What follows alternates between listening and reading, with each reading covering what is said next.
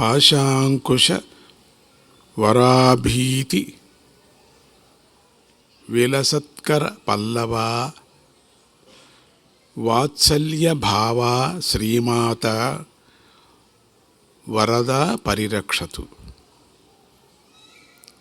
ఈ నవరాత్రుల్లో అమ్మవారే ఉపదేశం చేస్తుంది కనుక అమ్మ మాటలనే విందాం. పూర్వం హిమవంతుడు శ్రీమాతతో, అమ్మ నిన్ను మనస్సులో ఎలా నిలుపుకోవాలా చెప్పు, నిన్ను చేరుకోవటానికి ఎలాంటి సాధన చేయాలో చెప్పు అని ప్రార్థన చేస్తాడు. అమ్మ ఇట్లా చెప్తూ ఎన్నో విషయాలను ఆ జగన్మాత ఉపదేశించింది. ఓ పర్వతరాజా, నా మంత్రాన్నే జపిస్తూ చిత్తాన్ని నా తత్వంలో లయం చేయాలి. ఇది చాలా ముఖ్యమైనటువంటి ఉపదేశం. అప్పుడు చిత్తము శుద్ధమవుతుంది. ఆ శుద్ధమైన చిత్తంలో నా రూపాన్ని ప్రతిష్ఠించుకోవాలి. తర్వాత చిత్తం నాలో లయమయ్యే వరకు ఇష్టమైన మంత్రాన్ని జపించాలి. పూర్తి చిత్తాన్ని నాలో లయం చేయాల, ఇంకెక్కడా పెట్టకూడదు. ఆ సమయంలో మంత్రాభ్యాసము, యోగాభ్యాసము రెండూ కూడా సాగాలి. ఏ ఒక్కటి కూడా విడిచిపెట్టకూడదు. ఎందుకంటే యోగం లేని మంత్రం కానీ, మంత్రం లేని యోగం కానీ బ్రహ్మసిద్ధిని కలిగించవు. చీకటిగా ఉన్న ఇంటిలో కుండ కనిపించాలంటే దీపం యొక్క సహాయం అవసరం కదా. దీపంతోనే కదా కుండ కనిపిస్తుంది. అలాగే మాయతో ఆవరించబడిన ఆత్మను దర్శించాలంటే మంత్రజపము అవసరము, యోగము అవసరం. ఈ విధానాన్ని గురూపదేశంతో తెలుసుకొని ఆచరించాలి. అంతేగాని ఇది శాస్త్ర గ్రంథాలలో తెలీదు. నేను బ్రహ్మరూపిణిని, బ్రహ్మ పదార్థాన్ని నిత్య సన్నిహితంగా ఉంటాను, అంచేత నన్ను యోగంతోనూ కల్మషం లేని భక్తితోనూ ధ్యానించాలి. నేను పరబ్రహ్మ రూపిణిని కదా, అణువుల్లోకెల్లా అణువుగా ఉంటాను, మహత్తుల్లోకెల్లా మహత్తుగా ఉంటాను, నాలో సమస్త లోకాలు ఉన్నాయి, నేనే సత్యం, నేనే అమృత స్వరూపిణిని, ఆత్మరూపిణిని. అటువంటి నన్ను అందరూ లక్ష్యం చేసుకొని నన్ను చేరుకోవాలి. ఈ భూమి, ఆకాశం, అంతరిక్షం, సకల ప్రాణులు అన్నీ కూడా ఒకే ఆత్మగా తెలుసుకో. ఇది కష్టమైనప్పటికీ ప్రయత్నించాల. ఇక మిగిలిన మాటలన్నీ కూడా పట్టించుకోకు. శరీరంలో నాడులన్నీ ఆత్మలో ముడిపడి ఉంటాయి కదా. ఏ నాడి ఎక్కడ కొంచెం నొప్పి వచ్చినప్పటికి కూడా నొప్పి తెలిసేది ఆత్మతోనే కదా, ప్రకటిస్తుంది బుద్ధి. ఆత్మ సాక్షిగా ఉంటూ వాటి మధ్యలో ఆత్మ సంచరిస్తూ ఉంటుంది కదా అన్ని నాడుల్లోనూ కూడా. కాబట్టి ఏ ఒక దెబ్బ తగిలినా కూడా అనుభవిస్తూ ఉంది. ఆ ఆత్మను నేనే కదా, కనుక ఆత్మరూపిణి అయిన నన్ను స్మరించు, నీలోన శోధించి దర్శించు, నీకు శుభమవుతుంది. ఇక సాధకుడు జ్ఞానాన్ని ఎలా పొందాలో చెబుతున్నాను విను. ముందు వెనకాల అన్ని వైపులా కింద పైన ఈ విశ్వమే బ్రహ్మ అని అనుభవం ఏ సాధకుడికి కలుగుతుందో అతడు ధన్యుడు. చుట్టూ అన్ని చోట్ల కింద పైన అన్ని ఆత్మరూపమైనటువంటి బ్రహ్మతత్వం ఏమవుతాడు? బ్రహ్మవేత్త అవుతాడు. అతడు దేనికి శోకించడు, దేనిని కోరుకోడు, దేనికి భయపడడు కూడా. అతడితో నాకు వియోగం కూడా లేదు, నాతో అతడికి వియోగం లేనే లేదు అంటే ఆతడే నేను, నేనే ఆతడు. అలాంటి బ్రహ్మవేత్తను నన్ను దర్శించినట్లే, ఇందులో సందేహమే లేదు. ఓ పర్వతరాజా, అసలు నేనెక్కడ ఉంటానో చెబుతున్నాను, శ్రద్ధగా విను. నిజానికి నేను తీర్థక్షేత్రాలలోనో, కైలాసంలోనో, వైకుంఠంలోనో, మరెక్కడో ఇంకెక్కడో లేను. బ్రహ్మజ్ఞానుల హృదయ పద్మాలలోనే స్థిరంగా నివసిస్తూ ఉంటాను. నాకు 1,000,000 పూజలు చేస్తే వచ్చే ఫలం బ్రహ్మజ్ఞాని అయిన గురువును పూజించడం వల్లనే లభిస్తుంది. అలా పూజించిన వాడి వంశం పవిత్రమవుతుంది. అతన్ని కన్న తల్లి ధన్యురాలవుతుంది. అతని యొక్క ఎవరు కన్నారో ఆ ధన్యురాలవుతుంది. భూదేవి కూడా ధన్యురాలై ఎంతో సంతోషిస్తుంది.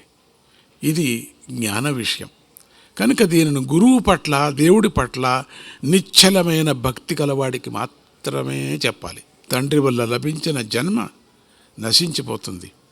కానీ బ్రహ్మజ్ఞాని అయినటువంటి గురువు వల్ల లభించిన పునర్జన్మ ఉంది కదా, అంటే జ్ఞానిగా మారిన జన్మ ఉంది కదా, అది మాత్రం ఎప్పటికీ నశించదు.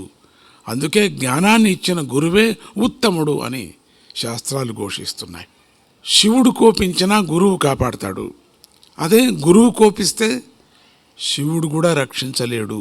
అందుచేత శిష్యుడు ఎప్పుడూ కూడా అత్యంత మెలకువ కలిగి గురువును సేవించుకోవాలి, గురువును సంతోషపెట్టాలి. గురువుకి ఎటువంటి పరిస్థితుల్లోనూ క్రోధం తెప్పించకూడదు. శరీరంతోనూ, మనస్సుతోనూ, వాక్కుతోనూ ఎంతో భక్తిగా గురువుకు సేవలు చేయాలి. లేకపోతే చేసిన ఉపకారం మరిచిపోయిన దోషము సంక్రమిస్తుంది.